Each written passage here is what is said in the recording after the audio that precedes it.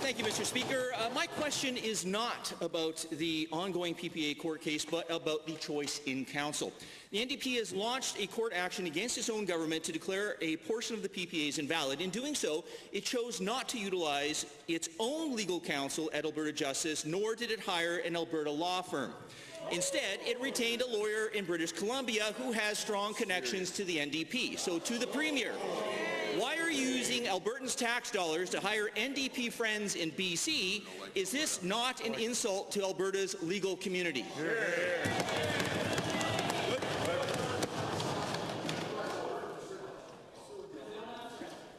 The Deputy Premier.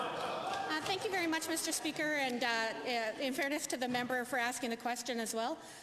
It's of course important to make sure that, especially when we're in items of such high stakes, where we're standing up for Albertans, for companies who've been very successful in making $10 billion worth of profits. Now they're at a point where they want to return that liability back, potential losses, back to taxpayers. It's important that we hire the very best lawyer in the country who has a track record of standing up for the public interest and for citizens. And that, Mr. Speaker, is who we absolutely chose in this case.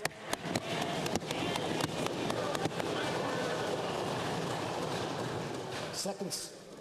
Thank you, Mr. Speaker. Given that Albertans have expressed surprise that the NDP is challenging its own government's PPAs, and given that Albertans need to have faith that their government is working in their best interests, and given that there has to be qualified legal expertise in the province of Alberta to handle this court challenge, again to the Premier, is the reason you went outside the province to hire Mr. Arve because you could not find any competent lawyers in Alberta who share the NDP worldview? Yeah. Was no one qualified here in Alberta? Good question.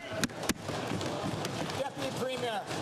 Thank you for the question, Mr. Speaker. In our worldview, taxpayers shouldn't be on the hook for something that the third party who's asking the very question allowed to be negotiated and potentially this loophole driven through by Enron, Mr. Speaker. That does not fit with our worldview. And Mr. Arve has a proven track record of standing up for the public interest. The third party has a proven track record of putting in secret loopholes behind closed doors. I'll take Mr. Arve any day.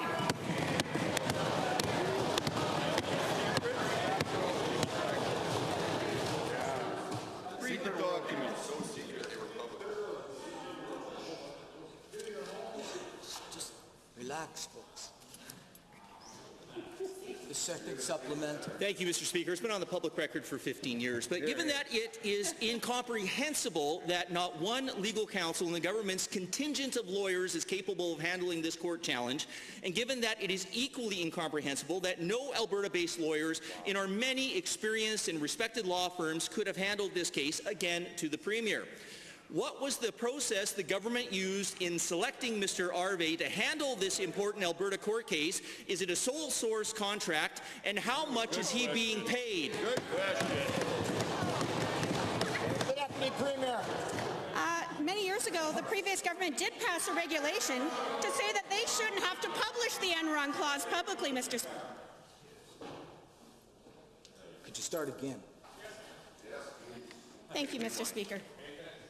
Years ago, the third party today, then government, passed a regulation to say that they shouldn't have to pass or publish the Enron clause, which clearly certainly wasn't in the public interest in any public way. They certainly made covert efforts to make sure that this wasn't going to be well known by Albertans, and for good reason, Mr. Speaker. This doesn't reflect what they told Albertans when they talked about moving away from having liability on ratepayers' responsibilities towards having a shared responsibility with